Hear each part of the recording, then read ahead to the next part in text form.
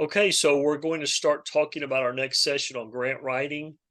And our topic today is all the attachments that you have to prepare to be ready to apply for a significant grant.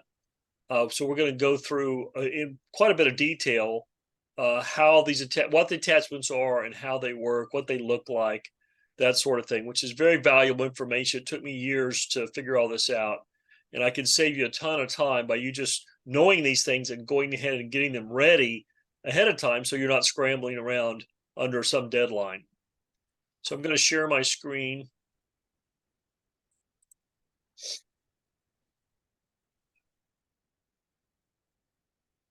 Okay, in this first document that you're looking at is the matrix or the spreadsheet of all the documents. And this is an actual working set of one of my clients. And what I did was I listed out all the documents that they needed to get ready to empower me to be their grant writer, so that I have all the stuff I need, so that when a funder says, "We'll upload this or attach that or whatever," then I was ready. And so originally these were in alphabetical order, but I sorted them by priority. So they're not in alphabetical order anymore, but I wanted to go ahead and show it to you. So this is the way I track it, because you have to have these documents. And then as you're putting them together, some of them you haven't gotten yet, some of them you have, some of them are changing, some of them need to be updated, so it's good to have a little tool like this spreadsheet to keep track of everything, because it's kind of complicated. And so the top half of this document shows of this matrix shows the documents.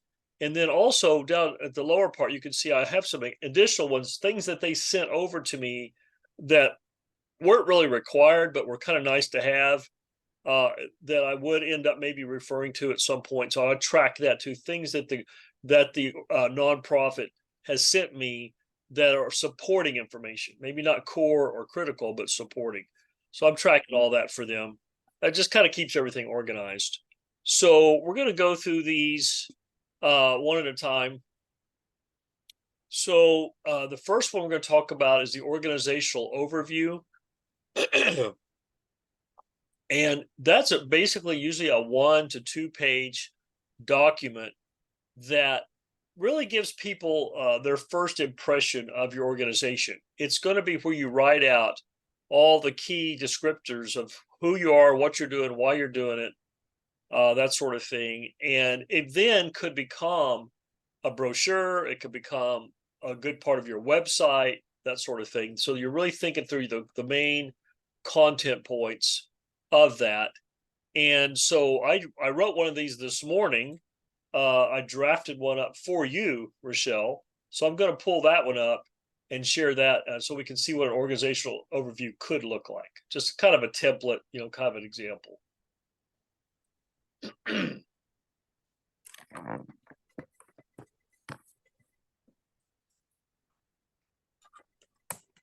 going to talk through the components of all this.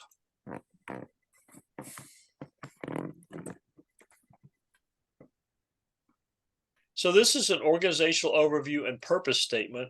So the first thing you would have right underneath the heading there is a slogan. So you want to have a slogan of your organization. So I said an example would be education, support, prosperity. That's like a sample slogan. You would want to come up with something catchy, some little slogan phrase. It kind of goes, it's your byline. It kind of goes with your logo and the heading of your document. So you would use, it's like a marketing thing. You want to have a slogan. You just think about that. And that's sort of the trendy thing, is to have like 3 words with a period after each one to kind of capture the essence of what you're doing or what you believe in. Then you want to have your vision statement. And a vision statement always starts with, we envision a community where such and such is going on. You want to kind of paint a picture of what an improved community would look like if your program, or when your programs are successful. Okay. Then I recommend, because you're a Christian organization, that the next thing would be called your mandate. And that's several scripture verses that form your foundation or your reason for existing. Okay, so it's always good to have 2 or 3 scripture verses. Hopefully you've heard from the Lord and he's spoken to you through his word of what to do, and you're standing on those promises, right? So if you are, then that's a good place to put those scriptures. Just put them right out there. Just let people know that it's a faith-based organization. You're scripturally based, and you're not ashamed of that, right?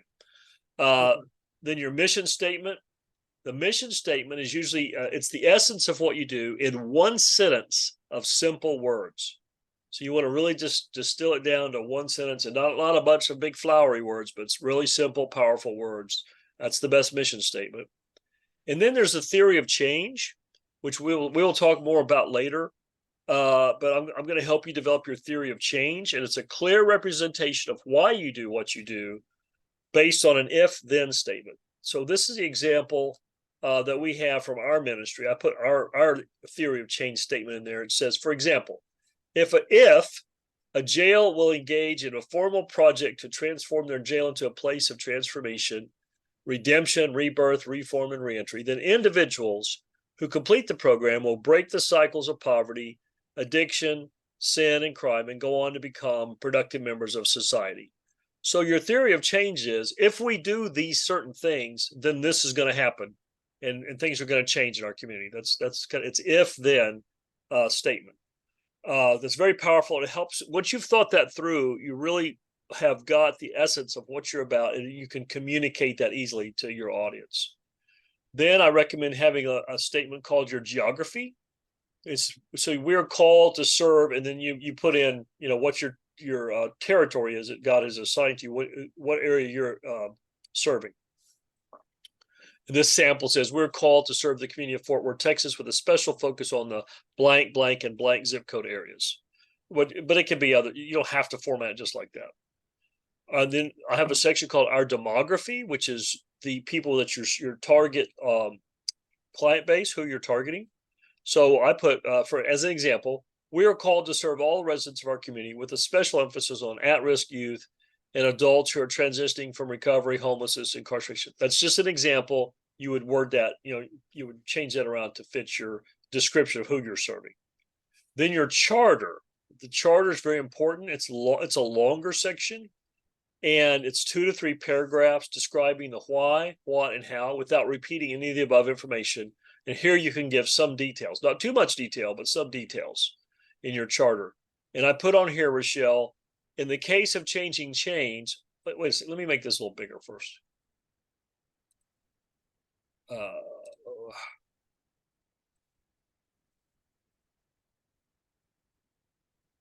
There we go. I'll make it easier for you to see. In the case of changing change, the statement of purpose that you sent me would go here, trimmed down to 3 medium-sized paragraphs. So you sent me about maybe 8 paragraphs or whatever it was, different discussions, and we would want to work on that to trim that down to be a little more condensed. Okay, then you want your impact statement. And I divide the impact statement into 3 kinds of impact: your past impact, your present, and your future. So your past, you could say, well, we've done this, we've done that, we've seen this, we've accomplished this or that. Your accomplishments and achievements can be highlighted as your past impact. Your present impact, you talk about, well, this is what we have going on right now. This is what we're seeing.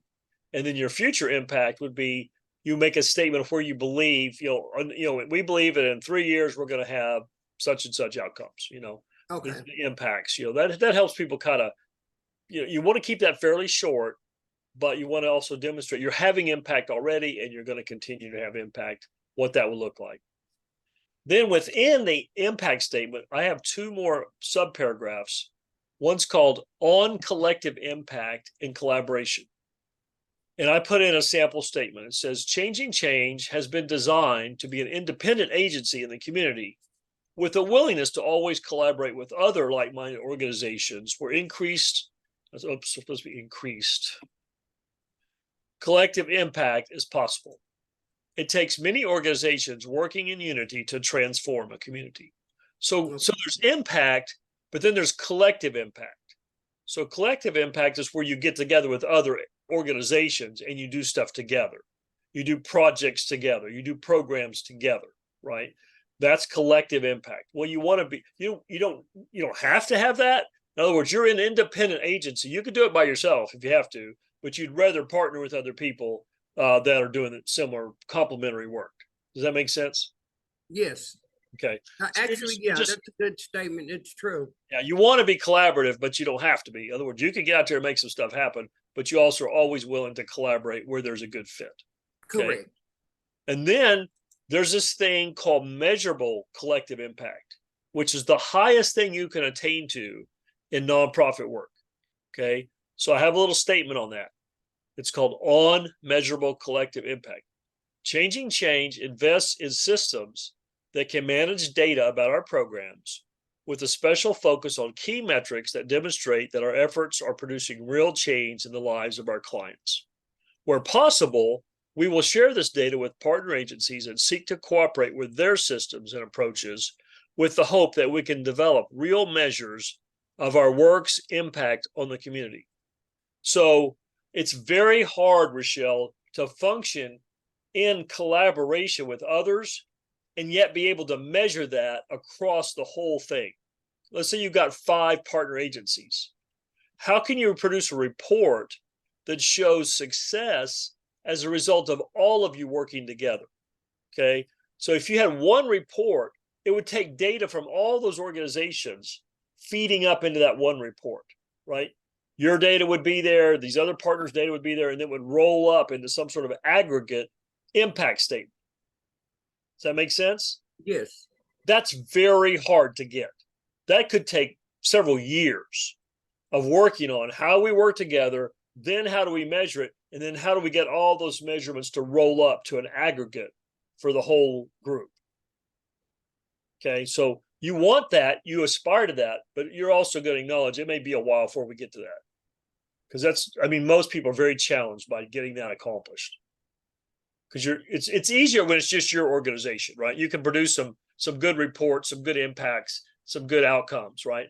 But when you're trying to do that collectively, well, it's like trying to get an elephant and a bear and a lion and a giraffe all to dance together, you know? Yes. So you can do it.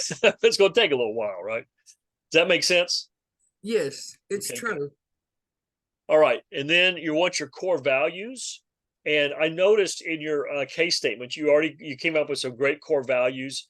I hadn't seen those when I put this together. So I just put in some sample core values but you've already got that. But I also suggest that you have a scripture to support each of your core values Okay. as well. Just kind of makes it more faith-based, more substantial. Okay. And then I say that you end this document with a great quote that sums up your values and visions. For example, I put in, the greatness of our community is most accurately measured by the compassionate actions of its members by Coretta Scott King. She said that. Some good quote like that to kind of sum it up. And then you put your contact information there at the bottom, and that's your organizational overview or statement of purpose, right? That makes Okay, sense? good. And then I forgot to mention you want your logo on, and once you have a logo, you want that up there too. So, any questions about that? No, that's really good, and it's clear. Good. It added some categories that are not in the other one Right. that I sent. And so if we just had a vision, a mission, and then the values. Right. Okay, so So, this has so a I'm going to work with mandate. you when we get together next week. We'll get all this we'll get it done and get it behind us, and just so Okay, good. it's not that hard. Just we both need to be in the same room, I think, to get that done. So, all right, back to the list. Okay, so that was the organizational overview. Whoops. Next, one of the things that you want to have is job descriptions and bios for your key leaders. I have found that I've only had 1 or 2 funders that ever asked for that. So we rate that as fairly low priority. You might need that. You should probably have it eventually, but it's not a critical Okay. attachment that gets asked for very often. So I rate that as optional.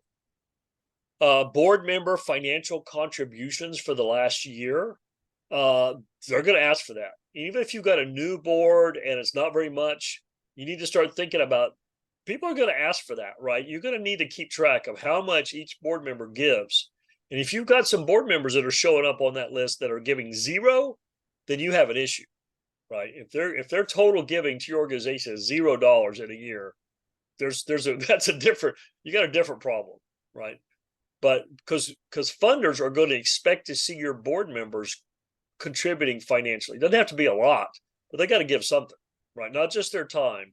They need to donate money to be respectable board members. So you need to be thinking about that. That's going to be, they'll ask for that. Yeah, Fair. they do. I mean, that's how we actually stay afloat. Yeah. Yeah. So you're just going to have a little list of that each year, how much they gave last year, right? So should be fairly simple to put together as long as people are giving, right? Okay, you're going to want a brochure, which, oh, sorry. You're going to want to have a brochure that's a nice marketing piece. It would be the same information that's in your organizational overview that we just went over, but you're going to reformat some of that into a brochure. I always recommend that. Also, that will become very similar to your website, the content of your website. Those all need to be saying the same thing. Your organizational overview, your brochure, and your website all need to be synchronized and kept, whether you're not saying completely different things on each of those. They need to be consistent. We've talked about that before. Okay. Your current financial statements. You're going to need a set of financial statements from your bookkeeper or however you're doing that, which is going to be your like a balance sheet and a P&L. That's what businesses call it. Sometimes nonprofits have different names for those, but you're basically going to need a set of financial statements. So that would be when it says current, sometimes they'll ask for current. So that'll be the most recent ones that you have, like previous month or the month before that. You need a set of current financial statements, which is going to change over time, because if you're doing a grant application in April and then you're doing another one in October, that's a different, your financials will have changed by then, right? So you're always going to need a current set of financials, and I can help you talk through that as well, or understand that. I can talk that through with you. You have an IRS determination letter where you were granted 501c3 status. You need to have a copy of that ready to go. They always ask for that. Okay. It's we have, and these are typically PDF files. I forgot to mention that. Okay. Most recent audited financial statements. Now, a lot of people get hung up right here because small nonprofits and new nonprofits don't have audited financial statements. And what that is you hire an auditor independent of your accountant, not your accountant doing this, but you have to hire somebody separate from them to audit your accounting and your accounting system and your financials. That's very expensive. It costs on average around $6,000 or $7,000 to have an audit of your nonprofit. Okay. And a lot of smaller nonprofits just don't have that money. And nobody's saying you have to do it, but big funders like you to have that. Okay. So if you're doing a grant application, Rochelle, and let's say your organization is 1 year old or 18 months old or 2 years old or whatever, you're still new, and they say, please upload your last set of audited financial statements. You don't have any, right? So, and a lot of times that attachment requirement is mandatory. In other words, you can't submit your grant without that. You got to upload something. But you don't have that. You haven't had audited financial statements. And what I'm telling you is a fairly common situation, because really only bigger, more mature nonprofits even have this, yet funders almost always ask for it, even though you might be small and new and not have it. So what we're going to do is we would have a memo written to whom it may concern, explaining we're new and we're small and we don't have audited financial statements. What we have is some financial statements, but they haven't been audited by an independent auditor. But you would just put a statement in there, Rochelle, that says something like, when we get bigger, we'll have that. Right? Okay. You have a plan to have it, but you don't have it yet. So you're just explaining, hey, we're small, but we don't want to be excluded from funding just because we don't have those audited financial statements. So it's nice to have a well-written memo explaining that, because you got to upload something for the grant application to go through online. Does that make sense? Yes. Okay. Your most recent IRS 990 form. So nonprofits don't have to pay taxes or file taxes, but you have to turn in a 990 form every year to the IRS for you to keep your 501c3 status. When you're a smaller organization, it's a 990 EZ form, very easy. It's very short. I mean, a real 990 is like 20 pages long. It's a ridiculous form, right? For big nonprofits to put all kinds of details, but a small nonprofit can do a 990 EZ, and those are due May 15th of every year. Okay, so you've got to turn in, and it's a simple form. It's like a note card or something almost. It's so simple, but you have to do your 990 every year. And then you need to make a printout of that in a PDF so that sometimes people want to see your most recent 990 to show that you're still in compliance with the IRS. Okay, great. Okay, then your budget. They want to see an organizational budget for your current year. Sometimes they'll ask for last year's budget as well. Not, I don't see that very often though. Usually they just want to see what's your current budget. It doesn't have to be real detailed, but you better have a fairly decent looking budget put together. And I can help you, lay that out as needed. Your organizational bylaws. Hopefully, when you incorporated, you put some bylaws together that the board operates by. And sometimes they ask for that. Sometimes they'll want to see a copy of your bylaws. Okay. Some of them want to see an IRS form W-9. And a W-9 is a form that a contractor turns into an employer to get paid, right? So some of these people are going to write you a check. When they give you funding, they're going to write you a check from their organization to your organization, but they're going to treat you like a contractor or a vendor. And so they really, all they want to do is have a W-9 form on file, which just shows your organization's name and address and your FEIN number and your signature. And that way they can pay. That allows them somehow in their accounting system, they have to have that to be able to pay you the funds that they're donating. So it's always good it's simple to put together, and it's good to have that because sometimes they ask for that. Okay.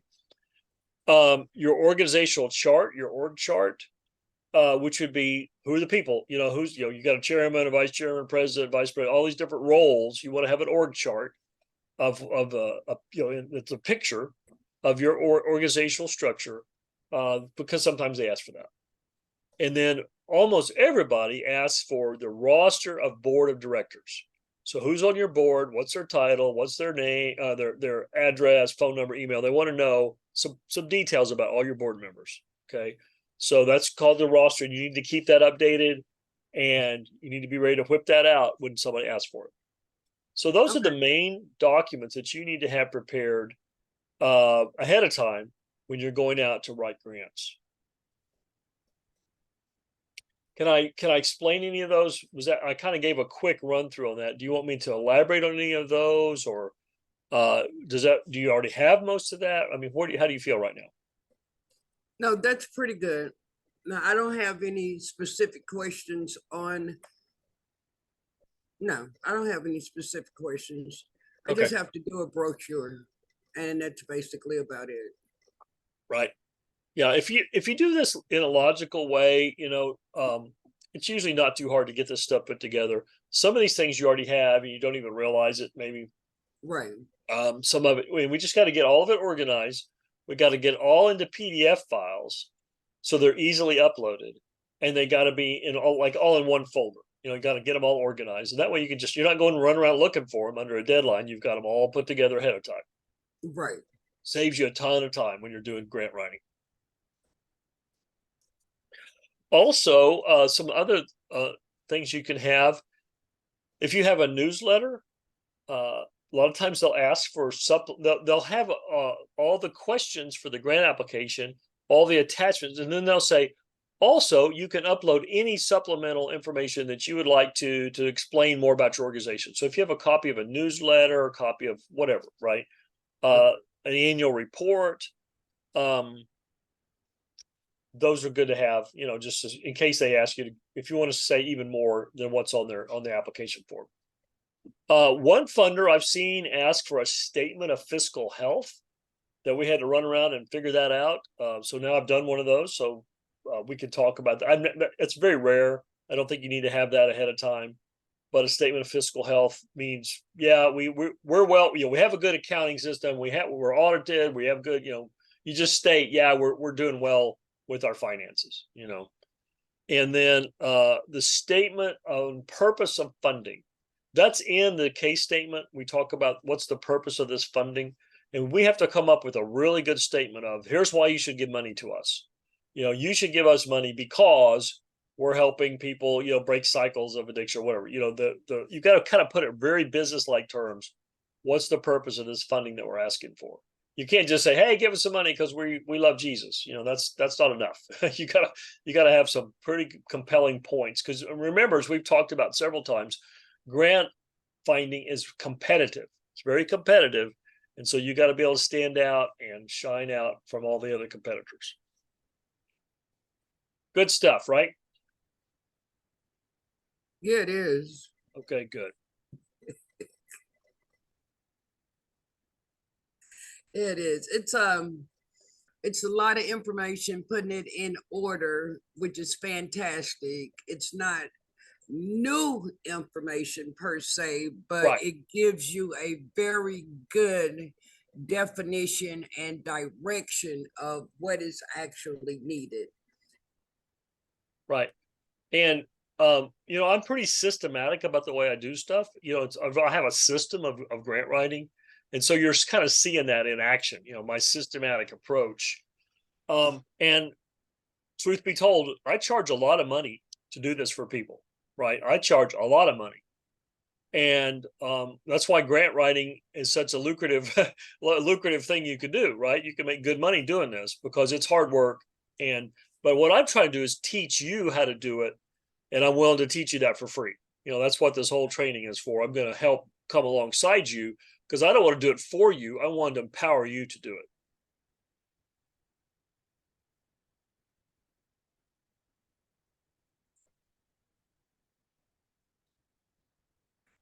Well, I thought you would have more questions about all that. So that's really all I have for today. Oh, So okay. Pretty much going through the case statement was very good. right, So, in filling out all the different components of that, it answered a lot of questions.